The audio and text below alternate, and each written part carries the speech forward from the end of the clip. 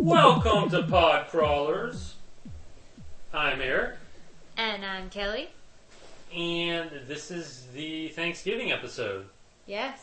Yep. We got a couple reviews coming up of Videodrome, Creatures from the Abyss, and we have, Kelly and I each have, yes, our original bad Thanksgiving movies.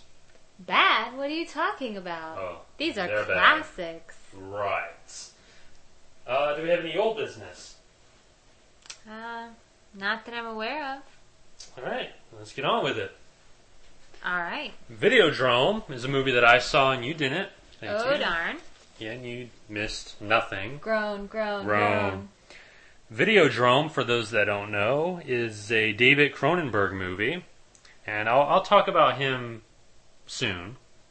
This movie was released in 1983. A little synopsis, first off. A sleazy cable TV executive, played by James Woods, discovers an underground TV show called Videodrome, a hyper-violent torture show. His quest to find the origin of the show may result in the loss of his sanity, and his flesh, body, guts, hand. Cool. Yeah. Yes. So what is Videodrome exactly? It's a television signal that, in addition to causing brain tumors in those unlucky enough to experience it, brainwashes viewers into doing whatever they being the masters of the signal, want. So, it's kind of like Halloween 3. Yeah. Okay. Videodrome is also an agent of physical change, I guess. It's all pretty confusing as we don't know what's exactly real or not, but that's probably the point of the movie. And a little nitpick, aren't there easier ways to control the population than this underground TV signal? Not necessarily, though, because, I mean, almost everybody watches TV. Right. So, unless you, put something in the water... Yeah. Or you send out radio signals that, people don't really have an option of ignoring. Like they do now. Yeah. What to say about the movie itself? It's a well-made movie. The special effects are a little over the top, but suitable for the story. Mm-hmm. The acting is good. James Woods is on as usual. I don't think he's ever given a terrible performance. He's pretty excellent, I have to say. I mean, I wouldn't go as far as to say that he's my favorite actor. But he's very above par, I should say. And James Woods basically plays James Woods in just about everything he does. Yeah. But he's charismatic. Very. He's either likable or despicable. And he does both very well. He really does. The atmosphere of the movie earns a good mark. That's basically all the good things I have to say about it. If you want to watch it, just go with it. Don't think about it. You might get through it if you don't think about it, but... What do you mean? The thing, it's not an easy movie to get through if you're not patient with the weird visuals and the serpentine plot. Mm-hmm. It's not a very rewarding movie. Mm-hmm. And I think the only reason people should see this, well, I don't think people should see this, but the only reason to see it is just to say, oh, I've seen Videodrome. Because it is a cult classic, I guess. Yeah. Anyway, I'm going to talk about David Cronenberg. Now, this may make some of you listeners out there doubt my credentials and tastes, but I've got to say this. I've seen several Cronenberg movies, and I've heard and read that he's a good director, a solid director, and he makes good movies. I've seen, not all of his movies, but a fairly good chunk of them. And the only one that I've liked is The Fly. He's overrated. He has some neat ideas, but he gets caught up in the special effects and in trying to confuse the viewer, trying to make him or her doubt reality or the reality in the movie. And when I watch a movie, I want to be entertained. And confusion is not entertaining. It's not?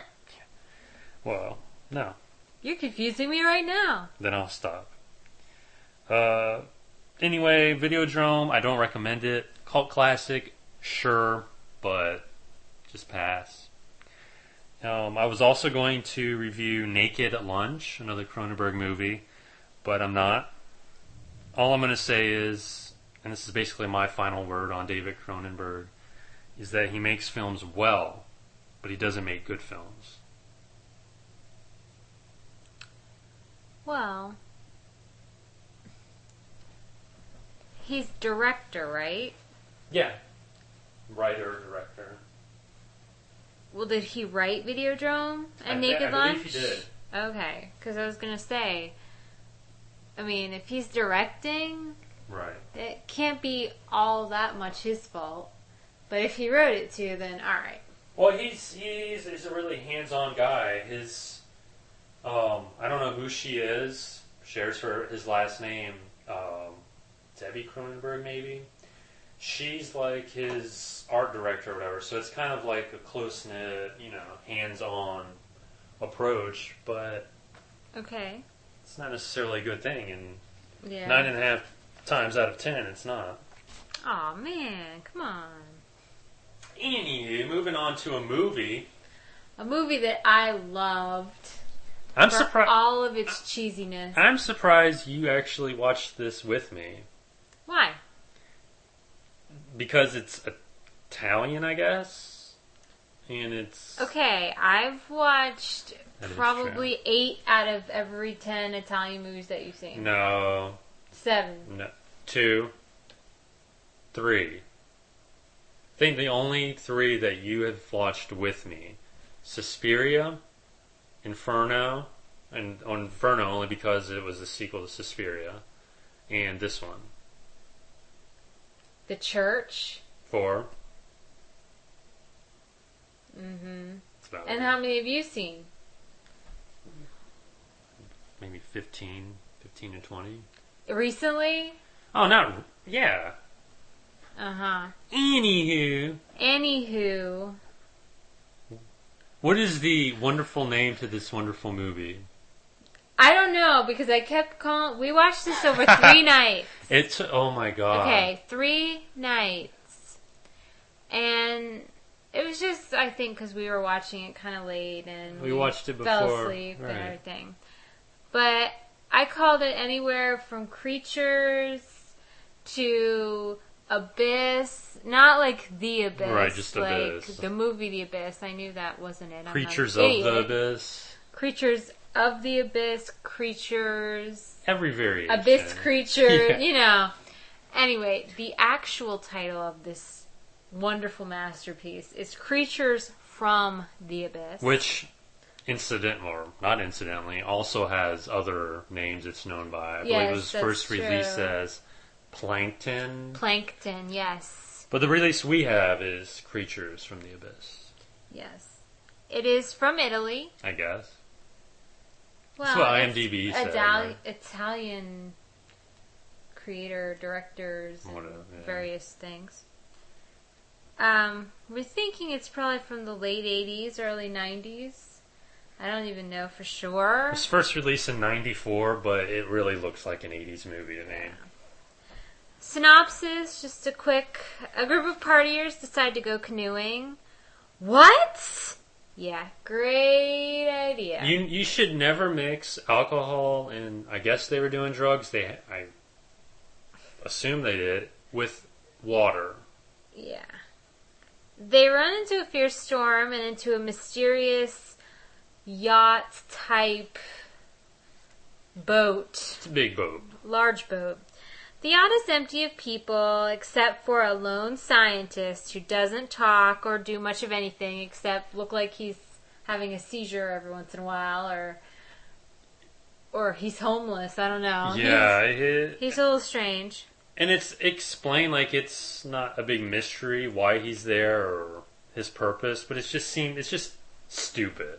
And of course, there's a lab, very large lab on the yacht. But, that part really doesn't matter that much. There's not a whole lot in the way of plot. Humans try to survive the creatures from the abyss, and they like to get drunk and have sex. Or try to have sex. And yell a lot. And the characters are pretty stupid. They're your typical horror movie annoying characters. But, yeah. The actual said creatures, they are fish type creatures, I guess. Piranha kind of things. They take a large amount of time explaining the creatures. Well, inferring that these creatures are fish creatures or whatever. Because, of course, in the group there's the nerd. And he figures, not that there's a big mystery, but he figures out, oh, these are fish creatures, or these are undiscovered species, or whatever. Yes. He's really the only one with half a brain, and I think is he the only one that survives? Not to spoil anything, spoiler alert. He does survive, but at the end, it's kind of assumed that one of the creatures gets him. It's pretty retarded. But you know what? I have to admit, for a cheesy late night movie to watch it, it's entertaining. There's some very, very outlandish parts in this movie. Oh, yeah. One in particular, this creature, one of the creatures, they, I guess, can possess people's bodies. Yeah. But, I'm not quite sure how that works, because you see the person. I think they were. But then the creature can still come out of there. Right. Okay? Well, this guy, who's a real piece of work in the entire movie, he's kind of a jerk, and he wants to drink and do drugs and all this stuff. He is having sex with Busty. With the large-breasted blonde. The bustiest of the three women in the movie. And basically, he's the creature, and, as they are mid coitus, I guess, he starts to, parts of his body start to fall out, and it's a rather funny scene when she almost swallows one of his eyeballs. And yeah, it's fun. Well, let's not forget the scene where after she's attacked, I think it was her character, she starts how should I put this, dripping things out of her vagina. Whoa, are you allowed to say the V word? I don't know. I don't know. Anyway, it's a really stupid movie, but like you said, it is entertaining for what it is. It's really, really trippy. For instance, at least in the beginning, you would see a shot of the partiers in the canoe, and then it would cut to the fish monster and some kind of monster in a tank or something weird, a lab. Yeah. Then it would shoot to something else. I have no idea what it was. It looked like maybe something under a microscope, maybe. But, do you remember that? Vaguely. I don't know. Well, neither do the people who made this movie, because I'm sure they were on cocaine. But another thing that's kind of funny about this movie is you do get fish vision. Oh, yes. How can I forget Fish Vision? It's sort of... It's like a telescope. Foggy on the edges. Basically, it's like a porthole in a ship. Exactly. Literally. It's a circle, foggy around the edges. It doesn't make things clearer. It doesn't see close up or far away. It's just like they stuck a freaking circle around the camera. And yeah, it's pretty lame. But anyway, it's fun. It has its pluses. It has its It has minuses. no pluses. Aw, come on. Creatures from the Abyss. I would recommend it if you're in the mood for something stupid. Something stupid and you don't have a weak stomach or you're not a prude. Moving on to our bad movies. Yes. Our original bad Thanksgiving themed movies. Uh-huh. You and I, separately, without knowing what the other one was doing, made up a little audio trailer, for our respective movies. Uh-huh. And I think they turned out okay. Yeah. Yeah. Okay. Want to do yours first? Sure. Okay. Okay.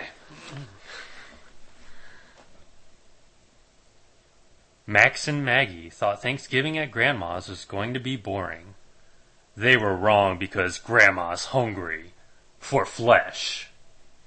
Can these siblings survive the cannibalistic nightmare of Thanksgiving at Grandma's? We're not going to get out of this alive. Don't eat me, Grandma! Over the hills and into hell. Coming Valentine's Day '08. Wow. I want to see that. Thanksgiving at Grandma's. I want to see that. Question though, why is it a Valentine's Day '08 release? Why was Rob Zombie's Halloween released in August? Aha, gotcha. And now, Kelly's movie. This is mine. This is from the producers of Podcrawlers.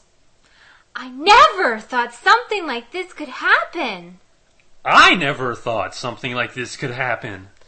Once upon a time, there was a quiet little family that wanted to have a nice, peaceful Thanksgiving. Well, it's too fucking bad they live next to the nuclear power plant. Coming this Thanksgiving, get ready for radiation turkey. They tried to eat it. They thought they killed it. They were very, very wrong.